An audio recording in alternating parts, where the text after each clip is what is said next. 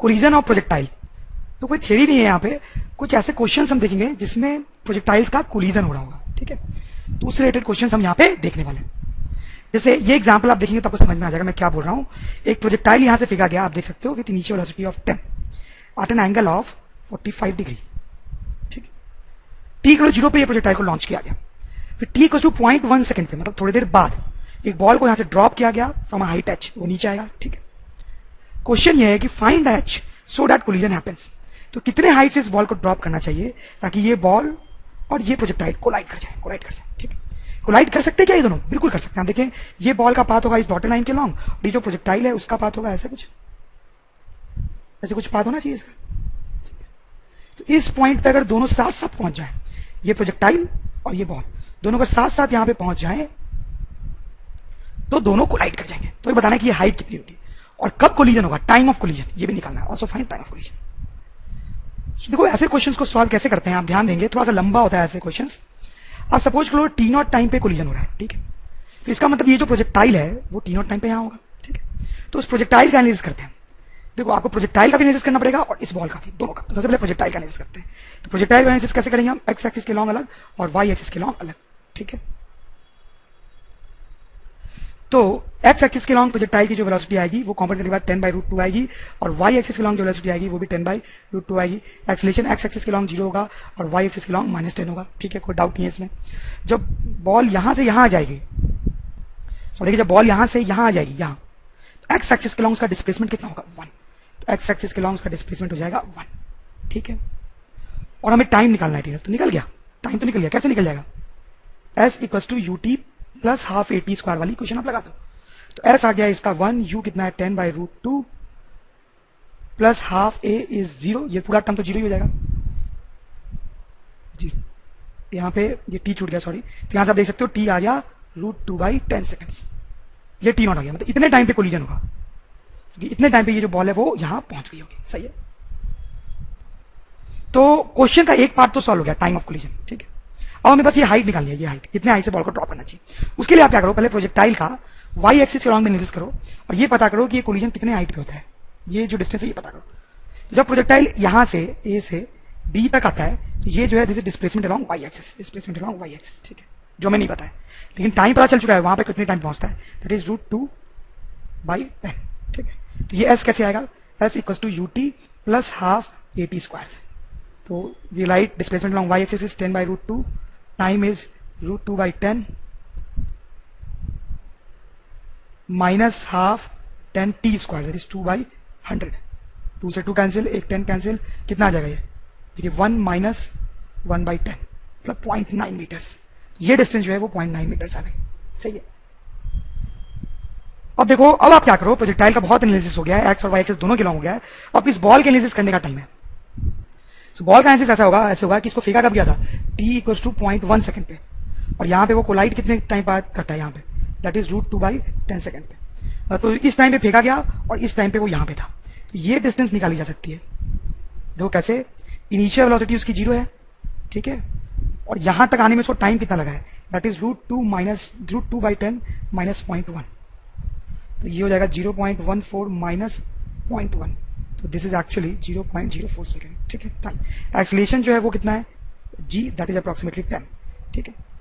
तो ये जो डिस्टेंस है इसको मैं क्या बोलूं, D बोल देता हूं, वो निकाली जा सकती है S = UT plus half AT square से। तो आ जाएगा D = U तो 0 हो गया, half into 10 into E square. D की वैल्यू ये पुट कर देना आप। तो जब ऐसा पुट करोगे तो D जो है वो आ जाएगा 5 इंटू 0.04 का स्क्वायर, ये D आ गया, ये D हो गया काम हमारा। D इतना आ गया, देखो 5 इंटू 0.04 का होल स्क्वायर, ये D आ गया। और ये डिस्टेंस हमें पता है, और H क्या है? इन दोनों का सम, H भी आ गया हमारे पास, यानी H is finally D plus SY। D निकाल चुके हैं यहाँ पे और SY भी निकाल चुके हैं यहाँ पे, दोनों को ऐड कर देंगे तो विल गेट H, ठीक है। तो थोड़ा लंबा क्वेश्चन था, बट कुछ क्वेश्चन लंबे होते भी हैं, तो इस तरह से आप इसको सॉल्व करेंगे। इसमें एक चीज और आप ध्यान दें कि ये जो प्रोजेक्टाइल है वो T = 0 पे फेंका गया था, और ये जो प्रोजेक्टाइल है थोड़ी देर बाद फेंका गया था, ये जो बॉल है थोड़ी देर बाद रिलीज किया गया था, ठीक है। अगर ये दोनों सेम टाइम पे रिलीज किए जाते या सेम टाइम पे फेंके जाते तो फिर हम इस तरीके से सॉल्व नहीं करते। अगर दो बॉल्स कोलाइड कर रहे हैं और उनको सेम टाइम पे फेंका जा रहा है तो उनको सॉल्व करने का बेस्ट तरीका होता है रिलेटिव मोशन का यूज करके। रिलेटिव मोशन एक दूसरा चैप्टर होता है, उसमें हम देखेंगे, ठीक है। तो अगर ये सेम टाइम पे फेंके जाते तो हम रिलेटिव मोशन का यूज करते, जो कि एक दूसरा चैप्टर है, उससे बहुत आसानी से सॉल्व हो जाता है। लेकिन अगर सेम टाइम पे नहीं फेंके गए जैसा कि यहां पे है, तो फिर हमें यही मेथड फॉलो करना पड़ता है जो हमने यहां पे किया है। Average acceleration in 2D motion. देखो ये जो हम पढ़ने वाले हैं, ये समझने के लिए थोड़ा सा वेक्टर सब्ट्रैक्शन आना चाहिए। तो थोड़ा सा हम रिकॉल कर लेंगे, बहुत टाइम हो गया शायद आपको याद ना हो। वेक्टर सब्ट्रैक्शन, जैसे अगर हमारे पास दो वेक्टर है, ए वेक्टर और ये बी वेक्टर, ठीक है। अगर दो वेक्टर्स बने हुए हमारे पास सच दैट उनके टेल्स कॉन्साइड कर रहे हैं, ठीक है। अब मुझे अगर निकालना है B vector minus A vector, ठीक है। कैसे ड्रॉ करते हैं हम B vector minus A vector? तो हम क्या करते हैं, इन दोनों के हेड्स को ज्वाइन कर देते हैं इस तरीके से। और बी के आगे आप देखें पॉजिटिव साइन है, ए के आगे नेगेटिव साइन है। तो जिसके आगे पॉजिटिव साइन है उसके बगल में एरो बनाते हैं इस तरीके से। ये जो वेक्टर होगा मेरा, this is B vector minus A vector, ऐसा हमने वेक्टर में पहले पढ़ा था।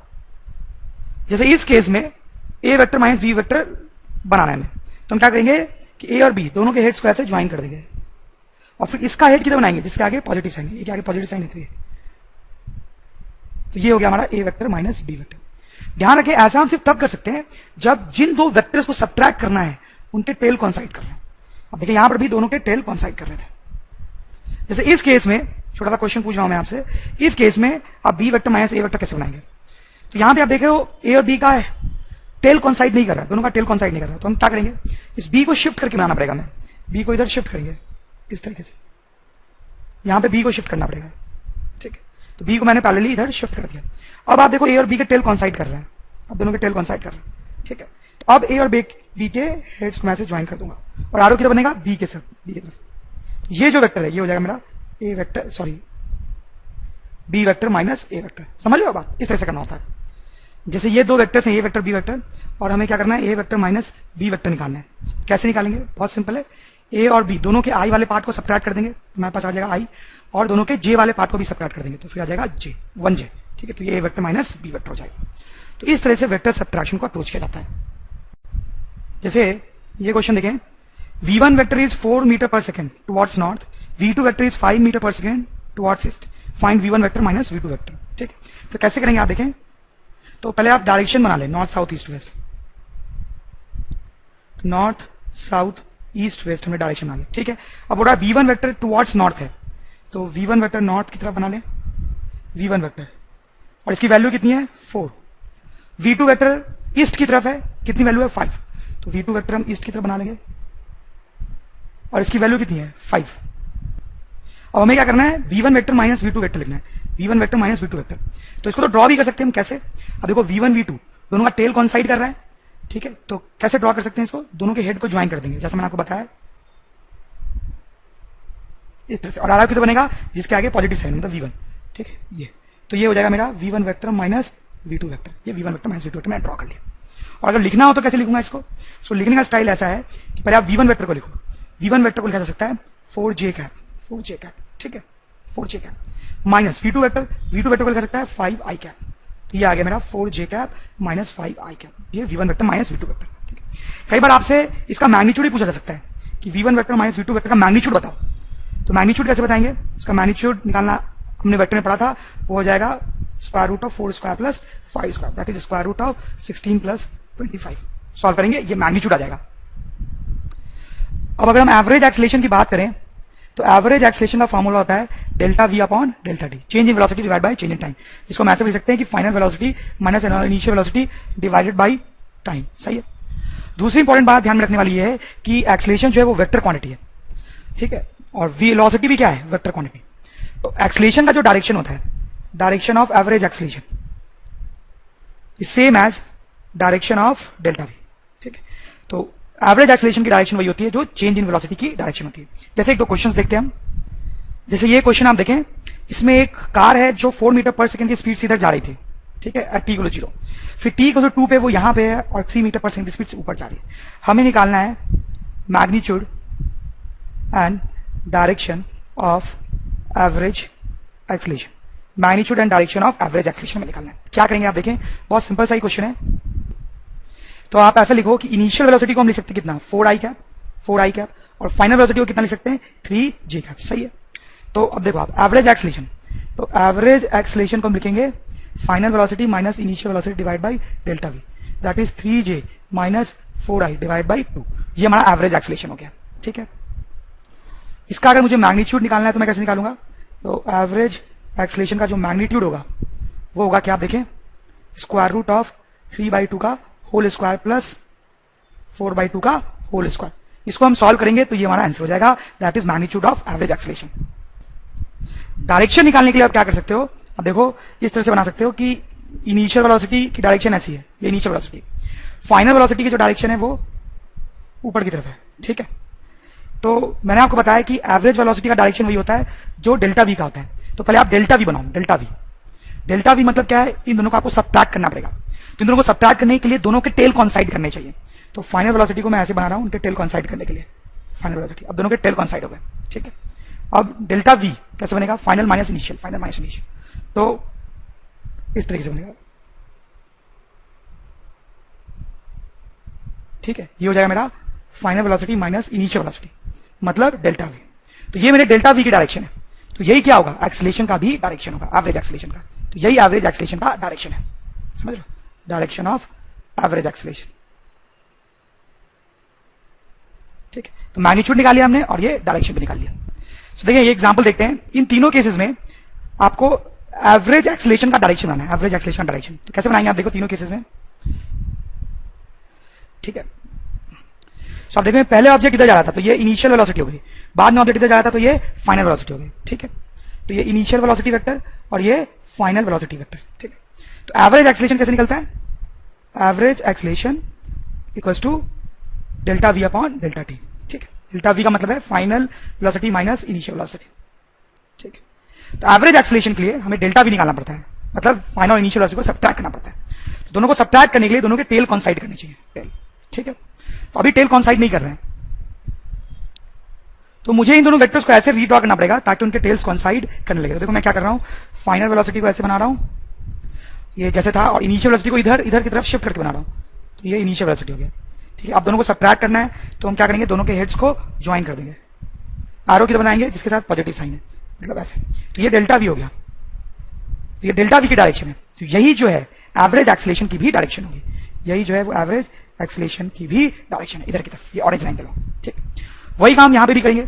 यहां पे ऑब्जेक्ट स्कर्ट पाथ में मूव कर रहा है, ए पॉइंट पे उसकी वेलोसिटी इधर है, ये इनिशियल वेलोसिटी हो गई, बी पॉइंट पे वो यहां है, बाद में वो यहां पे, तो ये जो वेक्टर है ये उसकी फाइनल वेलोसिटी हो गई, ठीक है।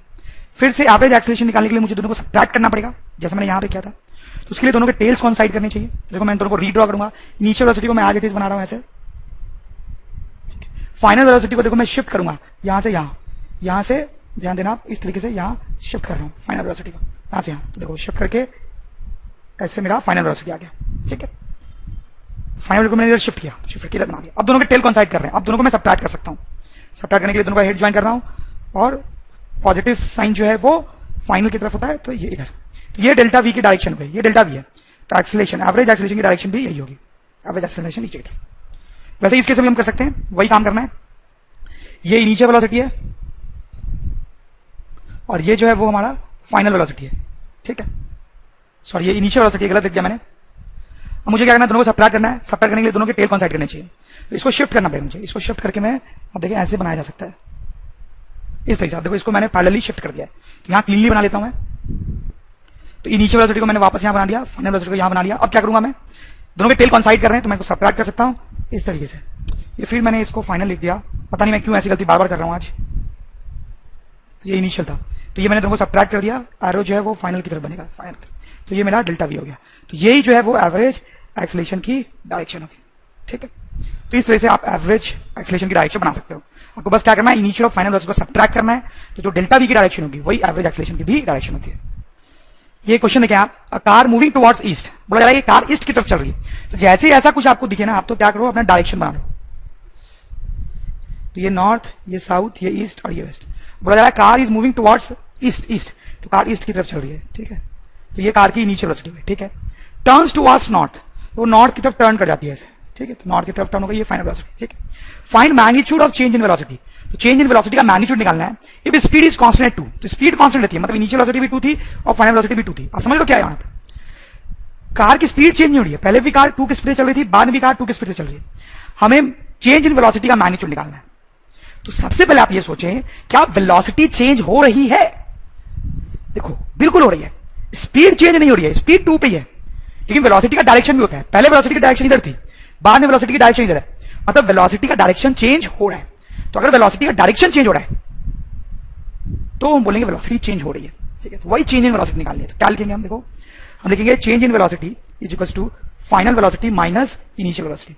फाइनल वेलोसिटी को देखो मैं लिख सकता हूं 2j कैप, इनिशियल वेलोसिटी को मैं लिख सकता हूं, देखो ध्यान से, वो एक्स एक्सिस के लॉन्ग है, 2i कैप। तो ये मेरे पास आ गया चेंज इन वेलोसिटी। उसका मैग्नीट्यूड निकालना है, मैग्नीट्यूड।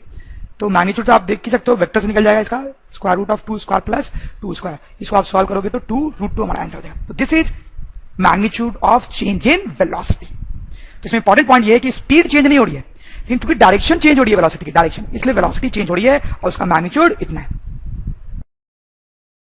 अगर आपको यह वीडियो अच्छा लगा हो तो कृपया इसे लाइक करें। डेली ऐसे ही वीडियो देखने के लिए चैनल को सब्सक्राइब करना ना भूलें और बेल आइकन दबाना भी ना भूलें, ताकि आपको नए वीडियो की जानकारी तुरंत मिलती रहे। और अगर आपको लगता है कि आपके दोस्तों को भी इससे फायदा हो सकता है तो उनके साथ भी शेयर करें।